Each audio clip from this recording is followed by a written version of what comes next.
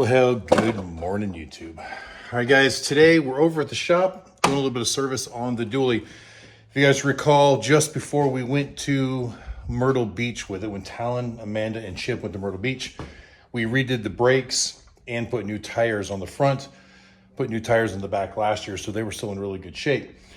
But it's been a while since I've done the oil change, and it's been a while since I've done the fuel filters. And because in 2 more days, Katie and I are jumping in this truck and we are driving to Boston, Marlborough, Massachusetts, actually, just outside of Boston. I just want to make sure that everything is tip-top and ready to roll for the trip. So we're going to go over and do a whole safety inspection on the truck, but we're also going to change out those filters, top off any fluids that we need to, just to kind of hedge our bets. Now, unfortunately, I do not have the proper oil filter for it.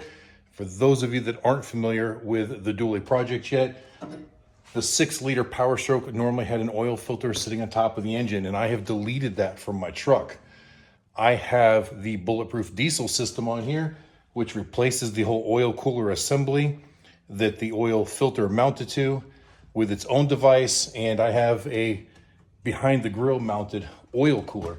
Eliminates all those problems with the 6.0. But it also relocated the oil filter. The oil filter is now back here behind my bumper, underneath the driver's side headlight.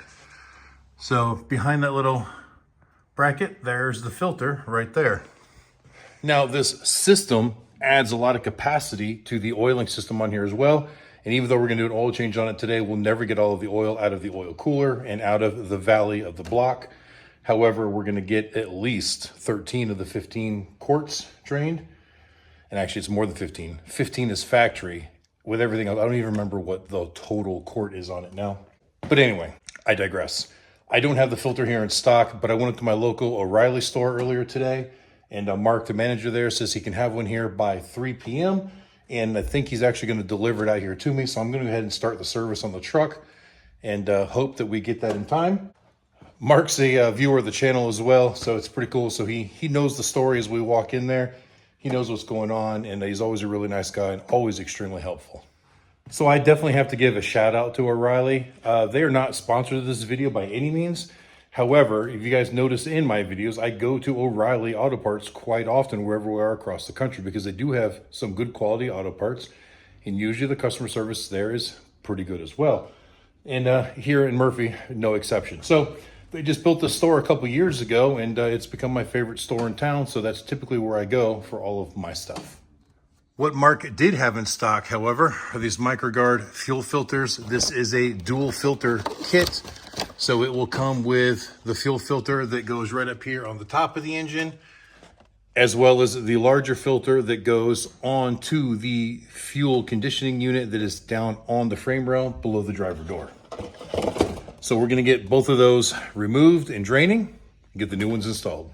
All right, and interesting turn of events. Katie just called me, and apparently she found a fox in the road that had been hit by a car, and she's trying to save it. She picked it up, put it in the excursion with her, and she's bringing it here. I don't know what we're gonna do for it, but we'll see what we can do. I've kind of always wanted a pet fox. All right, so down here under the truck, this is the fuel conditioning module. And there is a drain plug right there, 6 millimeter. So we'll drain the system out. And then we pull this cap off here. I don't remember the size of that nut back there. I think it's like a 24 millimeter. It's very similar to those plastic oil caps. So that's it, we'll drain it. We'll pull the filter out. And this is a 6 millimeter Allen right here.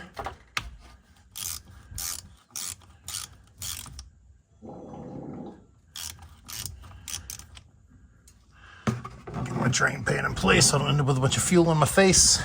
Well, I had the drain pan in the right place, but that type of drain pan just got splattered all over.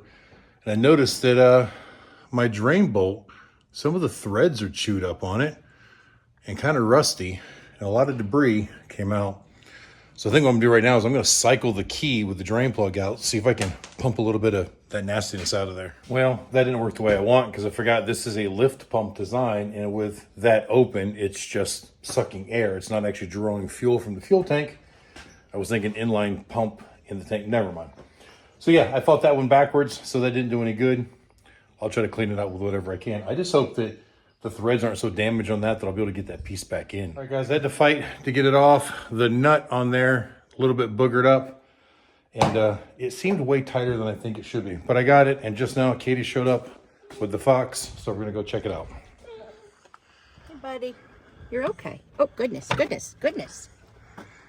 Oh, look at this little guy. He's so cute. All right, go get too close to him. What is he doing? I don't know. He's Having an issue. yeah, he looks like a seizure or disoriented. You're okay. It's okay. It's okay. Yeah, he's not doing well. It's okay. Poor guy. All right, we got the little guy out of the truck, and he started kind of convulsing and having a seizure. But now we've got him in here on the floor. I was thinking about picking him up and putting him in the tote, but there's somebody on their way to get him now. I guess Katie found someone associated with some kind of like a wildlife, help type thing or whatever, and they're on their way over to pick him up and see if they can help him. He's still breathing. He's very calm right now, but it's not looking good for the little guy. All right, so I am installing the new filter element into the cap, and it just basically goes in and pops into place. And I've also replaced the O-ring. And because this was so tight coming out, I went ahead and put some petroleum jelly, which is what I use to lubricate the O-ring as well, on the threads. And I'm hoping that that will make it easier to thread in, because it was very difficult to thread out. And I use petroleum jelly because it's a good lubricant when it comes to things like O-rings, and it's also soluble in fuel and oil, and it's not going to contaminate the system. It'll work better than just using diesel fuel on it. It'll also prevent some swelling during installation. So let's crawl back down there, put this back in, and hopefully it all works. All right, luckily that all went back together pretty smooth. Now gonna get up here and change out the top filter. All right, and the engine top filter is a whole lot easier. 24mm socket, just, oop, that's 1/2" drive. And with the right ratchet, we should just be able to unscrew this, change out the filter.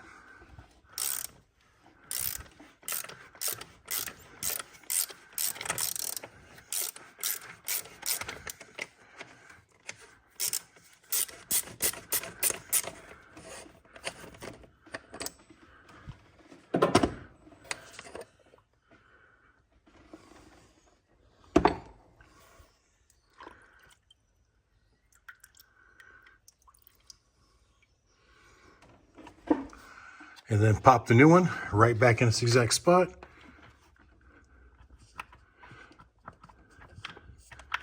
Make sure the spring is seated properly. And then just thread the cap on with the new O-ring. Pretty simple.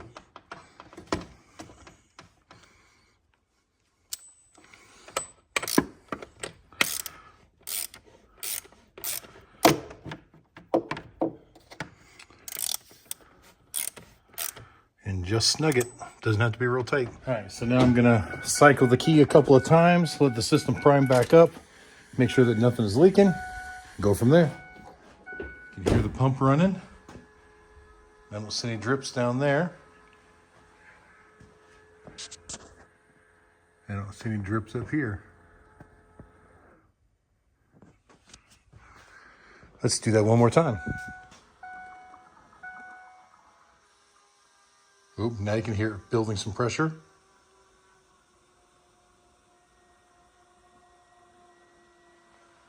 There's a change in the tone of the pump. All right, let's do it a third time. Key off, key back on.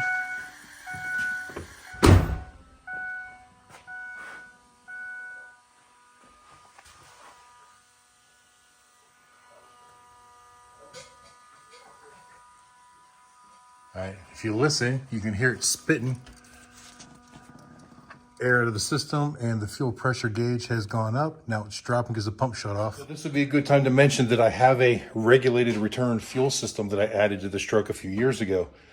So the air bubbles are not forced to go through the injectors now. So by cycling that key a couple times, it will push all the air in the system beyond the injectors back to the fuel tank before we ever start the truck, because air through an injector is bad for the injector. All right, so we're doing it one more time just to be safe.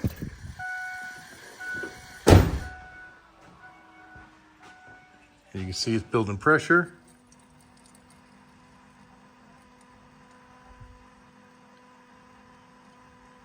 And I don't hear any more air bubbles going through. We're probably safe to start it now. Still no leaks or drips. I think we're good.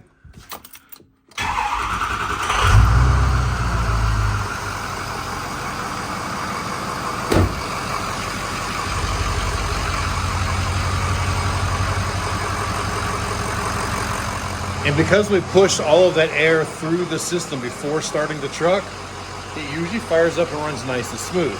Had that air stayed in the system, there would be a misfire, and it would vary from cylinder to cylinder as that air got forced through the injectors. But this way it's much better for the injector, and the truck runs better afterwards too. Little dude's still over here sleeping. He's moving around on occasion, but for the most part, he's just kind of hanging out there. Definitely not feeling well. All right, so now I think I'm gonna call Mark, and if he is on his way with that oil filter, I'm gonna go ahead and drop the oil. That way when he gets here, I can put on the new filter, fill it right back up. All right, guys, I just got off the phone with Mark, and he is gonna send a driver out with that filter for me, so I'm gonna drop the oil. But at the same time, Gabriel showed up. He is the one that's working with wildlife. He's come to collect the little fox and try to nurse it back to health.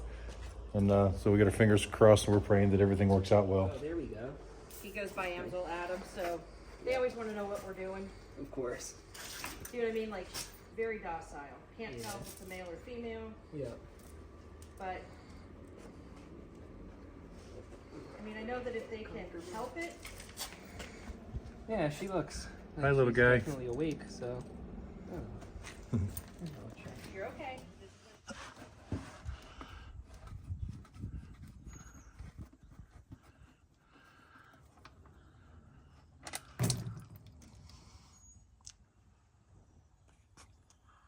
All right, so with the engine oil draining, I have also cleaned and prepped my plug, and I broke the filter loose to let it drain a little. Just broke it loose by hand, letting some of it run into this other container to not make as much of a mess. It's really hard to do this without making a mess. I don't remember whether I can weasel through here or not, or if I have to take off this bracket. I know I've taken the bracket off before, but I don't remember whether they actually have to or not. We're gonna find out. Well, as it unscrews, it starts to rub against that bracket right there, making it a little bit challenging to get all the way off. But I'm gonna keep trying. All right, the filter is unscrewed and more oil draining out. We'll just let that sit and hang out for a few minutes, and then I'll see if I can weasel it out of there. All right, I was able to just reach in and grab it and pull it straight out. Not as bad as I thought. And with just about perfect timing, Mark came through, had one of his drivers come out with the new filter, just as I was putting the plug back in the bottom of the oil pan. So we're gonna get this filter pre-filled because it's a large filter and it's a long ways away from the oil pump. So I want to get as much in there as possible, at least enough that I'm not going to spill it when I go to put it back on, but let it run dry for as short of a period of time as possible.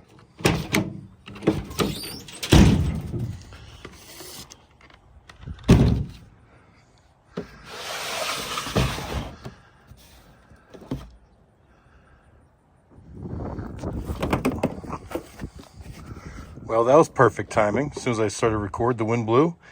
Anyway, I don't remember exactly how much that filter holds, but 1 full quart. It's not overflowing, but there's definitely a good amount in there. I think I can squeeze some more in there as well. Okay, so I got about 1.5 quarts in there, and it's still about 1.5 inches or so below the surface here.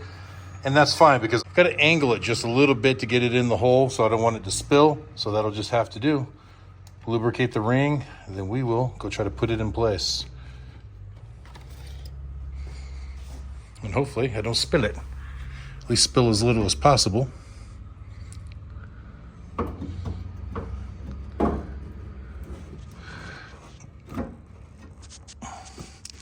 All right, don't fight me.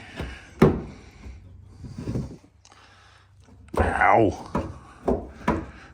We're almost there. Not quite. All right, a little bit of a pain in the butt, but I got it in there, and I needed both hands to reach in there and do it. The tricky part was, if you recall taking it off, I said that once it threaded out to a certain point, the filter actually came in contact with one of the bumper brackets. Not a lot. You were able to spin it past it, but it caused just enough resistance that it kind of scraped coming off. Well, going back on, that made it really challenging to get the filter straight to get the thread started. But once the thread started, you could feel that little bit of a grind going past it, and then it spun on nice and easy. Now we're gonna dump about 10 more quarts of oil into the engine itself, fire it up, let it run. And I say 10 quarts just because I happen to have this 2.5 gallon jug. That's 10 quarts. Well, and 10 quarts dumped into the engine, didn't even put it on the stick. Like I said, if I'm not mistaken, I'm going by memory here, so I may not be 100%. The OEM system on this is a 15 quart system, but doing a change on it, you only changed about 13 quarts because of what you couldn't get to. Just like the 7.3, they had the same capacities. So in theory, I should dump 3 more quarts in there, and that should be the normal oil change, I hope. And I believe that logic to be somewhat sound because the safe operating zone as registered on the dipstick is a 2 quart. So from the add mark to the full mark is a total of 2 quarts capacity. And we're not even touching the stick yet. So 3 sounds reasonable. I know that's not going to be too much for sure. Probably. All right, 3 more quarts in and we are on the dipstick now, and ironically almost exactly at the full line. So I think that it's safe for us to go ahead and start the truck, get it down off of the jack stands or the ramps, get it level, let it idle for a few minutes to prime the system, and then we'll double check it and make sure it's all good. So I got it in here and level, and nothing on the stick at all. So we'll just add a couple more quarts, at least 2. Well, I got 1.5. We'll start with 1.5. All right, and that 1.25 quart brought us right up to the full mark. Got lucky right there. Because that's all I had with me. I brought 16 quarts from Goliath. I have a few more quarts in Goliath, but I thought, well, for sure, I'm not gonna need any more than that. I got that right on the money. All right, guys, since everything was on the money, I realized what time it was and I had to get going. I made an appointment to have the truck dropped off this evening at closing time at O'Donovan so they can double check my alignment. Now, if you guys remember, we did the alignment just before we took the truck to Myrtle, but ever since then, it's still been pulling a little bit to the right. And I wanted to get it fixed before we went to Massachusetts. So it's here for that. There's AC work too that needed to be done. Not that we need AC this time of year, but I was gonna have somebody follow me up here and bring me back, but it was so close to them closing, I didn't have time to make arrangements. So I literally just ran up to Goliath and I grabbed the mock wheel, threw it in the back of the truck, and yeah, I'm gonna ride the bike home. I'm just gonna figure out how to strap my iPad on there and we'll get going. All right, I made it back out to the house thanks to the mock wheel, and I learned something about it. It doesn't have enough power to make it up the hill in our neighborhood. It's a fairly steep hill. In fact, even the Mini Cooper would struggle in anything above first gear. Second gear, it would really struggle to get up it. First gear, it was fine. So this, I came in hot. I came in off the road at 20 mile an hour, tried to keep as much the speed as I could. And as soon as it started the uphill, it just stopped. I tried downshifting the sprocket ratios. No good. I'm not in good enough shape to pedal up the hill, so I walked it up the hill. But coming down the next hill, I got it faster than I've ever gotten it before. I got it up to 36.7 mile an hour in my neighborhood coming downhill. It's a little unnerving on a bicycle.